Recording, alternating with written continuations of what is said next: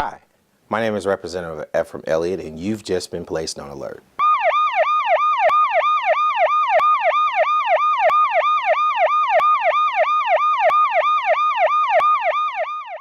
Welcome to the Elliott Alert. My guest today is Mr. Bill Walker, who is the Director of the Arkansas Department of Career Education. Thanks for being on the show, Director Walker. Thank you, Representative. It's a pleasure to be here and to be with you, and certainly to be in Jefferson County, Pine Bluff. Yes, sir. I got a lot of roots that link back to this area, but Yes, it's good to be here with you. Thanks again. I'm going to go into my first question. Can you give me an overall of what your agency does? Sure, be delighted to do that. And it's pretty diverse, but I think it's quite meaningful. We have primarily three major divisions within the agency, that being the Arkansas Department of Career Education, one of which is adult education, which basically has adult education centers in all 75 counties in Arkansas. We're usually connected either to a two-year college or a high school school district within the counties, and there are certain satellite locations. Ironically, the only four-year institution in the state that we're connected to is the University of Arkansas at Pine Bluff. Oh, okay. So we recently made that change from CARC to the university about a year or so ago, and it's been a fantastic move and really doing real well here in Jefferson County. We're real proud of that relationship. But that's one major component. The other one is career and technical education, which basically is connected to all the schools, secondary and post-secondary schools in Arkansas. We sort of sponsor, regulate, oversee, and sanction, if you will, those programs within the public schools. Okay. Thirdly, and probably just as big, if not bigger, is all of Arkansas Rehab Services is a major division of the Department of Career Education. We have 19 field offices throughout the state, one of which is right here in Pine Bluff as well. And we provide services with folks who happen to have disabilities, you know, vocational disabilities. We don't necessarily deal with drug and alcohol disabilities, but those others are vocational, cognitive, and those sort of physical disabilities. We work with those folks to be sure that they either can get into the workplace or remain in the workplace. And we do that in a number of different ways through these field offices with field counselors. We provide counseling services. We support them pursuing educational training opportunities. You name it, we try to do whatever it takes to help them. If they're on a job, we try to provide additional assistance in that workplace if they need to have some sort of special seating, chairs, computers, modifications, whatever it may be. We try to work with them to get that done so that they can remain fully employed within the workplace.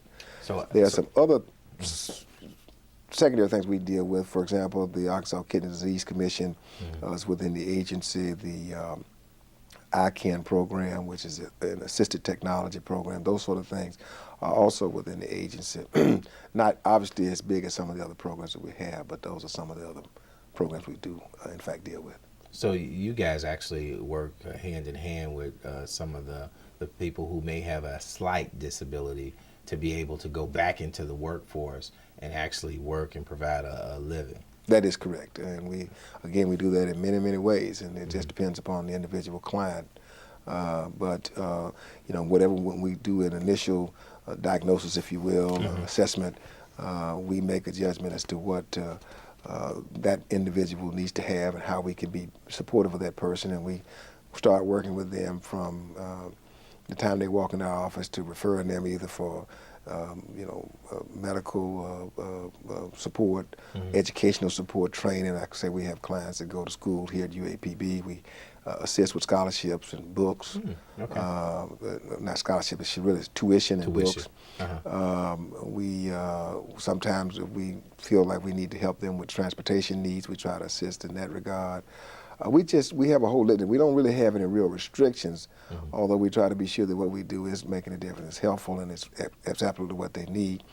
And then we get them trained and educated, and then we have a placement arm where we actually go out with our folks and try to get them placed in jobs that they may be interested in. It might be interesting to note that the unemployment rate among people with disabilities in Arkansas is about 75%. Wow. It's huge, Yes, it is. and it's not just in Arkansas. It's huge across the country. So it's a huge unemployment rate, and so it requires a great deal of extra support and help and understanding. And so we do everything from build relationships with local business folks and talk about the advantages of hiring a person who may have a disability, slight or otherwise, whether it's somebody that needs a wheelchair, whatever it is, hearing aids. We try to cover the whole gamut to be sure that, and quite frankly, those turn out to be some of the best employees. They're loyal, they come to work, just with minor support and assistance and a little bit of understanding, you can have a real good, committed, loyal employee for a long, long time. And you said something that was very key too, in reference to training them. The actual job will not have to expend resources out to train and to provide, like if they need a wheelchair or something like that, they won't have to provide those services. You guys can work with them to provide those things. That is correct. And in addition to that, unless they got some sort of specialized training program that is specific to the work that they would be doing at that particular company, they would continue to do that. But we would be sure that if there's some additional help, for example, if there needed to be a hearing aid that would help them to be able to understand that. If they needed to have a certain kind of computer, we would assist in providing that information, that computer, that equipment. So we can do some things to help them do what it is that they would do. And if there's some generic sort of training stuff, we can then provide that in different ways away from that business, if you will.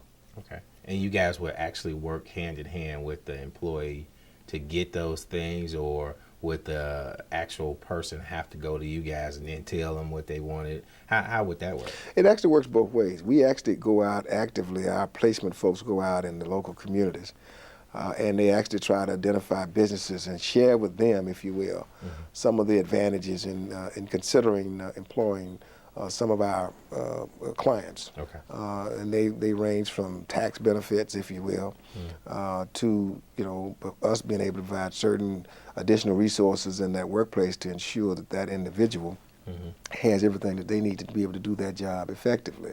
Again, it can be as simple as making sure that that person has a hearing aid and can hear well. If that person is working on the front desk at a phone system, maybe some modification to that phone system that would help them be able to answer that in some way that would not necessarily be routine.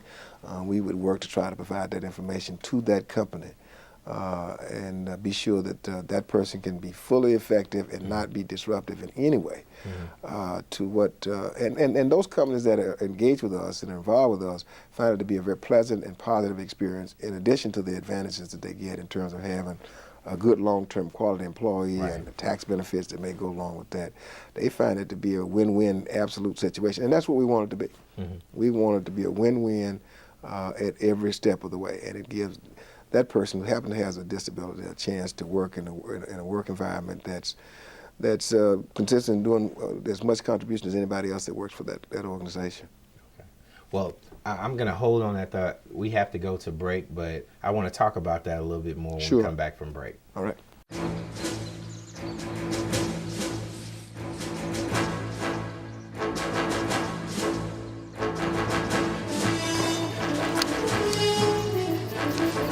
This is so cool, Dad.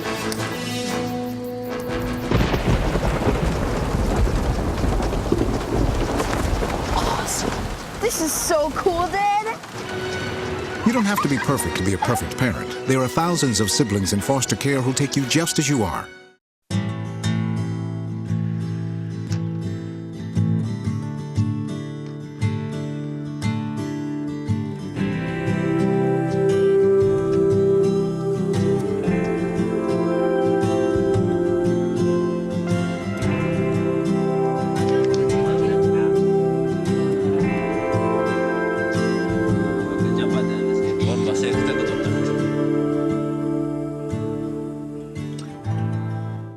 Welcome back to the Elliott Alert.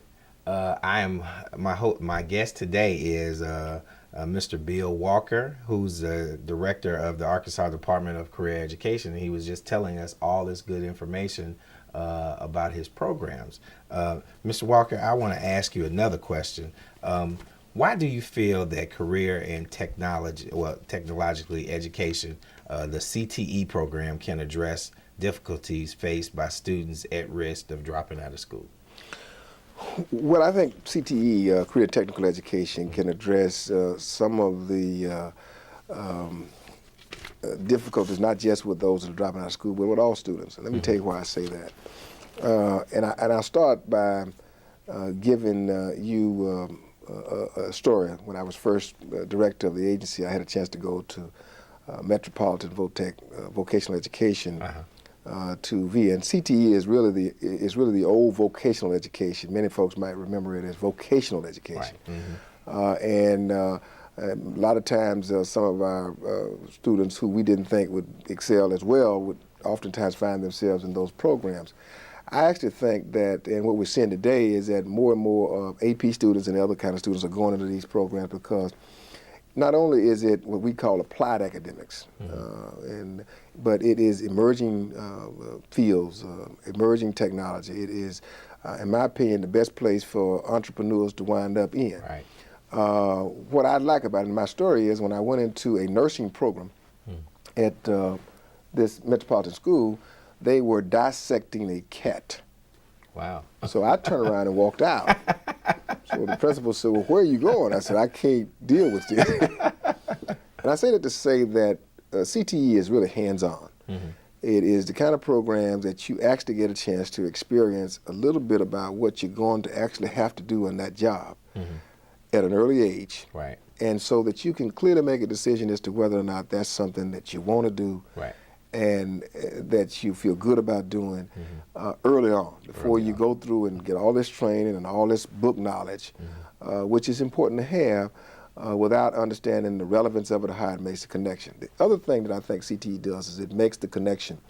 It makes learning something more relevant. A lot of times we go to school and we learn things that we don't even understand why we learn and we never use again in life. When you're enrolled in a nursing program and you're dissecting a cat, you won't be dissecting cats necessarily, but you'll certainly be dissecting individuals. Right. And I think in that case, it gives you some appreciation of what it is you do. And one of the things I've learned is that when kids make the connection, when they understand the relevance and the reasons as to why they do what they do, they not only do it well, they excel, they're successful at it, and they do all things better. If they understand that they take science because it relates to nursing or biology, that they're going to have that sort of information and technology. If they understand why they need to work a computer, because everything now is computerized. If you take auto mechanics, for example, you can't go to many auto shops anymore and not have a computer where you actually plug the car up to that computer and it diagnoses. Once they understand that they got to have that to make that diagnosis, then they learn how to work computers extremely and exceptionally well. And it also gives them the opportunity not just to do auto mechanics, but many, many other things that are just about everything else that's really computer-driven nowadays in today's society. So, it's applied academics. It is real learning. There are ways that we can interface math, science, English, reading, all of those things within our CTE courses. And many folks go through our CTE courses, they come out with immediate certification, national certification in certain areas that for many of them can lead right into the workplace. Some you do go on into two-year colleges and try to get a little bit more training to upgrade your skill set, and many of them go into four-year colleges. One of the interesting things that we've found out in my tenure there is that kids that are in CTE programs and take two what we call sequences of courses or more, not only wind up staying in school, finishing in school, going on to post-secondary education and or training, but they require almost less remediation than all other students now. It used to be that they were perceived to be those kids that were not the brightest, and therefore might require more remediation, more help, more support. The scale of that has come almost even, if not we're a little ahead of all other students in terms of the success of our kids in staying in school and taking on these other courses, doing well, increasing ACT scores, all of these other things, because they are beginning to make the connection, seeing the relevance, understanding why it is I need to know how to read, why I need to know how to write, why I need to know how to, do math and science, because they're making that connection with a career field or area that they have an interest in pursuing. And when they do that, take those courses, it's an exciting thing to see. And so we think that it makes a difference. It has made a difference. We've seen it take place in many, many other places. Now, let me add on to this. One of the things that we also do in career technical education is we have one of the things that I'm most proud of is the Arkansas, what we call the Arkansas Works Initiative, which is a rollout by this administration where we targeted the top 21 poorest counties in Arkansas who had the highest dropout rates, the highest literacy rates, the poorest counties in terms of economics. Now, was Jefferson County in that? Yes. Okay. Jefferson County is in that, and what we did was we put in place what we call career coaches. And we also put in place, and it's available statewide, this career planning system. One of the things that I discovered is that a lot of times our kids make decisions that are based on what they see and what they're exposed to. And if they're not exposed to much, then they don't tend to make the best decisions. Right. Career planning allows kids to begin to get exposed to more opportunities that are available to them. It lets them understand better about what they can do and what they can be. And it also, through our career coaches, allows somebody to begin to interface and talk with them. Now, that's traditionally been the role of the counselors in school, but the counselors, the Arkansas ratio for counselors is 1 for every 450 students. Right. In addition to the work that the counselors have to do, they're inundated, if you will, with paperwork and all sorts of other things that they have to do. And so many, many of our students don't get a chance to interface with a counselor at all. And so I think having somebody to sit down and begin to discuss and talk to those students is critical. Right. It is something that we have got to do more of. And I think in doing more of that, we have a chance to help them to make better decisions, to know what their options are. If they are exposed to more options, I believe our kids make better decisions. They not only stay in school, they develop career plans and they work those plans, and they have the support and encouragement and the information and knowledge from some of those people, from the career coaches that help them to kind of guide them. It's really been a very successful situation. What we've learned in areas where we had career coaches is that the college going culture increases. Here's what we found out in the last cycle, where more kids were exposed to the scholarship opportunities from the lottery scholarships. In the counties where there were all over the state, the increase in scholarship or aid, if you will, applications went up to some 70-something%. In the counties where we had career coaches, 21 Pierce counties, the increase percentage-wise went up to 91%. Wow. So we've seen huge increases. We've seen increases in ACT scores, because a part of the career coach's role is to not only help them do career plans, but to prepare them for the courses that they need to take. They need to be sure that they're aligned with SmartCore. Also work with them to be sure that they are enrolled in ACT training programs. We started what we call an ACT Academy. We started giving and exposing kids in these counties to the Sylvan learning process. Usually, historically, have been reserved for kids who could afford it. We took kids through that this summer, and you would be amazed to see the difference in scores. Some of the kids got to a point where they got ACT scores that tested them out of being able to have to go and take remediation, save thousands of dollars. I'm glad you said that. We have to go to a break, but that's some great information. Just let me take a break, and we'll come back so you can finish discussing that. Thank you. Up, college is hard. Down, those books are heavy. My sport is football, but my passion is education. Right up here. So every year I take promising high schoolers on a college tour And lights there, darks there. to show them that higher education means a brighter future. My name is Nnamdi Asamoah. I don't just wear the shirt, I live it. Find out how you can live United for education. Give, advocate, volunteer. Go to liveunited.org. Do you wear this? Coming home can be hard if you're a veteran of Iraq or Afghanistan. You may feel like you're all alone, but you're not alone. At IAVA.org, your fellow vets are all around you.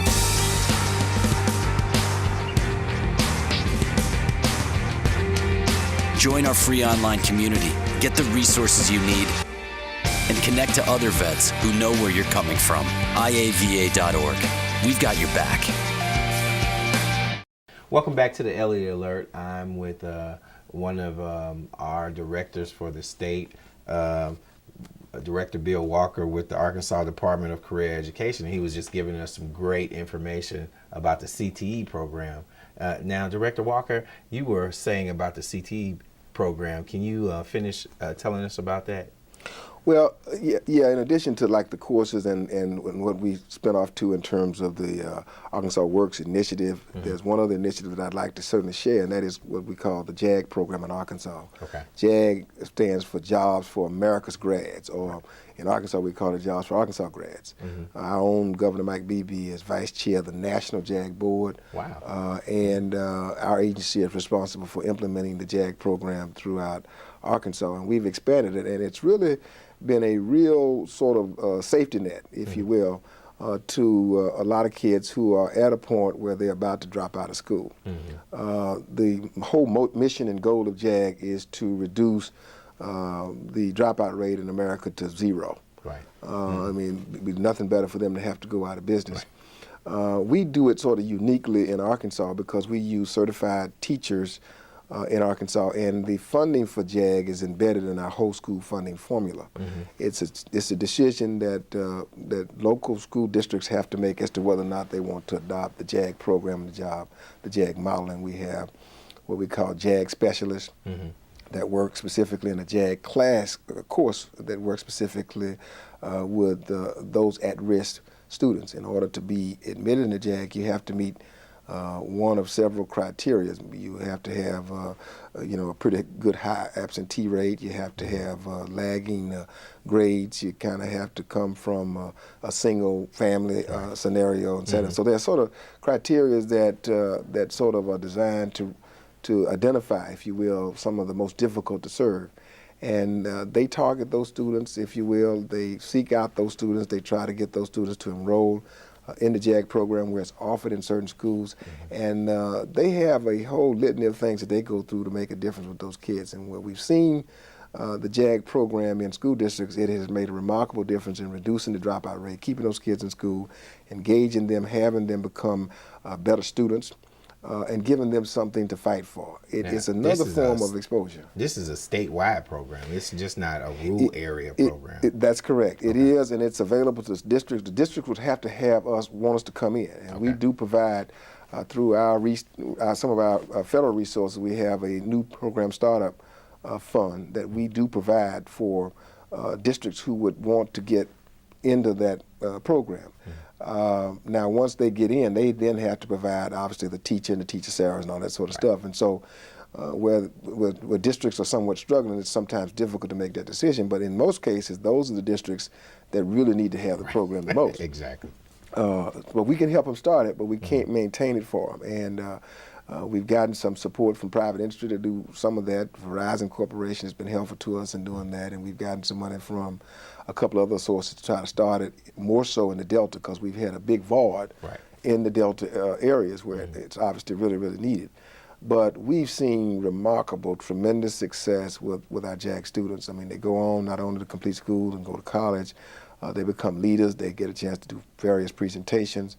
They are oftentimes, we've taken this last time, we took some 150 or 200 students to the National JAG meeting in D.C. where they had a chance to interact with several governors, U.S. senators, and a lot of key people. Like we had the director of one of the agencies, I can't call the agency now, but one of the agriculture secretary was at one of our meetings. He was a former governor who was a part of the JAG initiative when he was a governor in his state, and still a big supporter. But it's a great opportunity. I think it's something that school districts are beginning to put more in the alternative learning schools, where you've got kids that are almost on the edge because it's got a proven, data-driven success record of turning the corner and turning the tides on those sort of students that are at that point, now, and giving them one last chance. I'm glad you said that.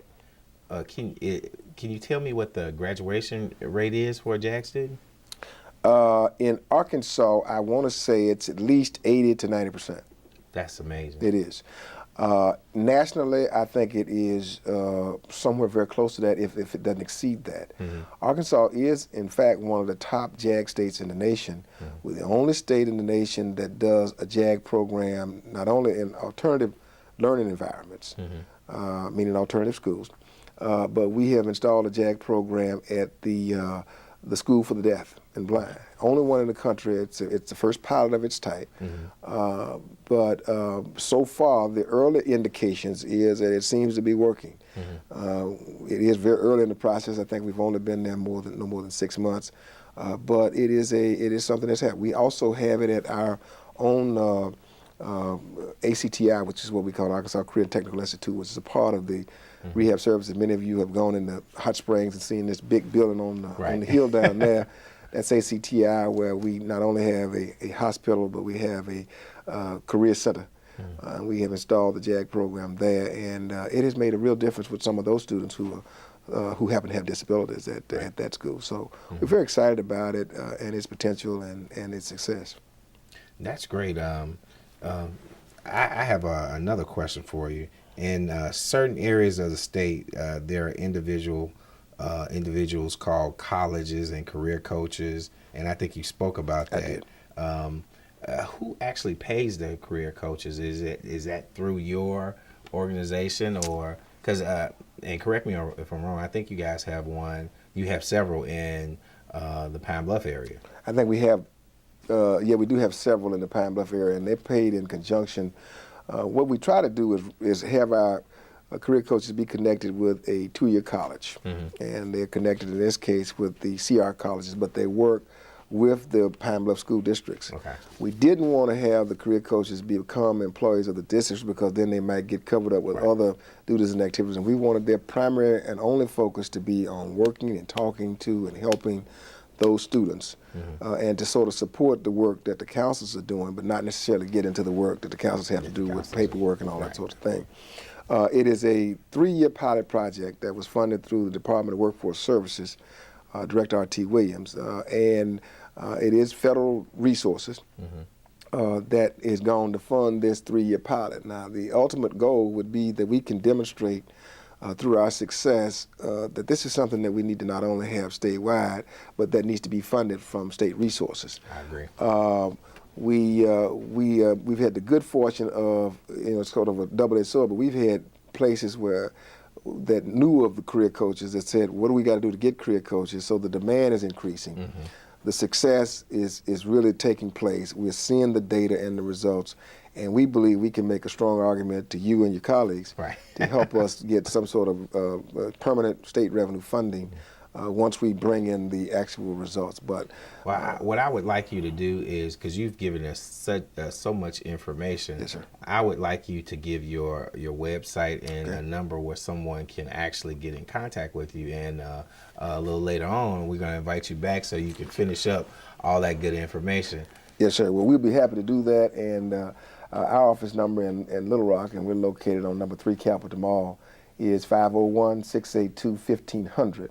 That's 501-682-1500.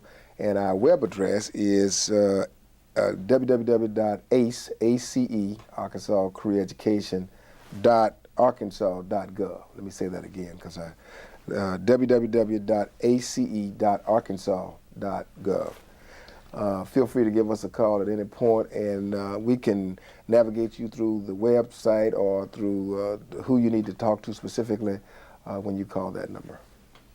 Again, my guest today was, and also who used to be Senator Bill Walker, who's Director Bill Walker now with the Arkansas Department of Career Education. Mr. Walker, I just want to let you know you've just been placed on alert. All right, sounds good. Thank you. Again, my name is Representative Ephraim Elliott, and have a nice day.